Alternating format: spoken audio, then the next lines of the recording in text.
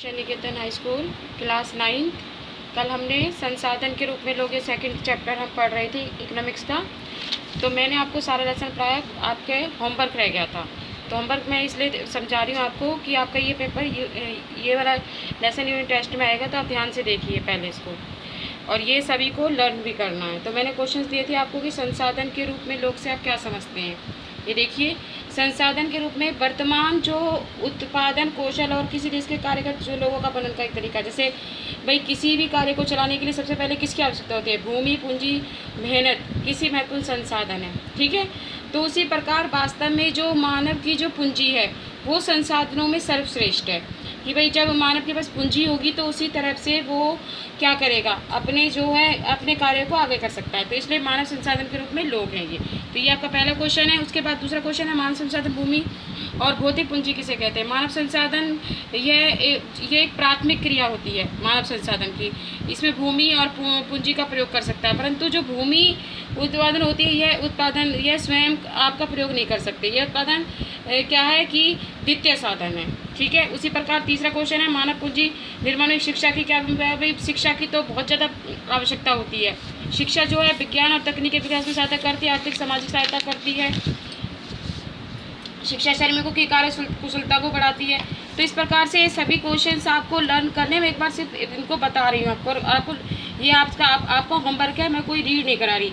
मानव पूंजी निर्माण में स्वास्थ्य की क्या भूमिका है? स्वास्थ्य शरीर सही होगा, मनुष्य का स्वास्थ्य सही होगा तभी तो वो देश के लिए या अपने समाज के लिए कुछ कार्य कर सकता है। तो वो है किसी व्यक्ति के कामयाब जीवन में स्वास्थ्य की क्या भूमिका है? वही क्वेश्चन आएगा भाई। श्रमिकों को कुशलता को बढ़ाता है, ज्ञान अर्जन करता है, तो ये एक स्वस्थ व्यक्ति ही कर सकता है। उसके बाद मैंने एक क्वेश्चन आपको समझाया था कि प्राथमिक, द्वितीय और तृतीय क्षेत्र में किस तरह की आर्थिक क्रियाएं होती हैं। तो प्राथमिक क्षेत्र की क्रियाएं में होता है भाई क्या क्या होता है? मत्स्य पालन होता है, खनन यानी कि जो आप भूमि में से जो निकालते हैं खाद्य खनन जो निकालते हैं, जैसे सोना लोहा वगैरह जो होता है, और डेयरी।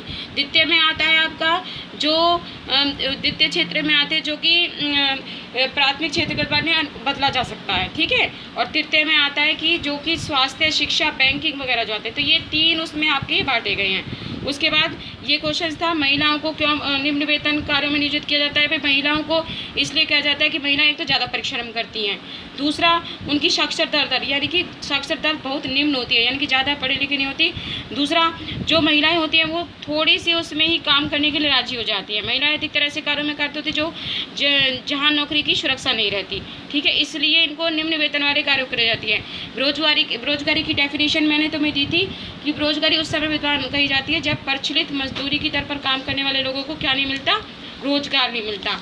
उसके बाद एक क्वेश्चन था प्रच्छन्न को अदृश्य बेरोजगारी भी कह सकते हैं, यानी कि कुछ बेरोजगारी होती है जो दिखाई देती है, अदृश्य जो दिखाई नहीं देती। मैंने बताया था कि वे श्रमिक जो वो होते हैं, किसान जो होते हैं, 4 महीने के लिए फ्री होते हैं, क्योंकि जब तक फसल उनकी तैयार नहीं हो जाती वो एक तरह से बेरोजगार होते हैं। उसके बाद ये कहाँ पर पाई जाती है? अदृश्य बेरोजगारी गाँवों में पाई जाती है। और मौसमी बेरोजगारी भी ये मौसम के अनुसार होती है, ठीक है। भाई जैसे अब बरसात का मौसम है, एक एग्जांपल के लिए, तो जो आपके मछली पकड़ते हैं वो मछुआरे जो होते हैं वो इन दिनों फ्री होते हैं, क्योंकि वो समुद्र में मछली पकड़ने नहीं जा सकते, इसलिए वो इस समय क्या होते हैं? बेरोजगार होते हैं। तो मौसम के अकॉर्डिंग होते हैं। उसके बाद एक क्वेश्चन था, शिक्षित बेरोजगारी भारत के लिए विशेष समस्या क्यों है? कल पढ़ा था आपने कि शिक्षित बेरोजगारी की जो एजुकेटेड लोग होते हैं उसमें से जो मैट्रिक तक लोग होते हैं वो इतने बेरोजगार नहीं होते जितने कि स्नातक और स्नातक डिग्री वाले रोजगार पाने में असमर्थ होते हैं, क्योंकि जो मैट्रिक की तुलना में जो स्नातक और युग में इसलिए सामने आती है कि वह बहुत तेज़ी से बढ़ रही है, क्योंकि जो मैट्रिक वाला व्यक्ति है जिसने मैट्रिक तक लिया वो छोटे कार्य भी करने में संतुष्ट हो जाता है, परंतु जिस व्यक्ति ने ज़्यादा एजुकेशन ली हुई है, जैसे स्नातक धन तक पूरी ली हुई स्नातक, तो वो अपने एजुकेशन के अकॉर्डिंग अपनी नौकरी देखता है। इसलिए शिक्षित बेरोजगारी भारत के लिए बहुत बड़ी समस्या बनी हुई है। तो ये सभी क्वेश्चंस आपको करने हैं अपने को पे, और यही लर्न करने हैं, क्योंकि इन्हीं क्वेश्चनों में से आपके यूनिट टेस्ट होंगे, इसलिए मैंने दोबारा ये आपके क्वेश्चन समझाए हैं। उसके बाद मैंने आपको शॉर्ट क्वेश्चन दिए थे, वो भी आप लोगों को कर दिया, ठीक है।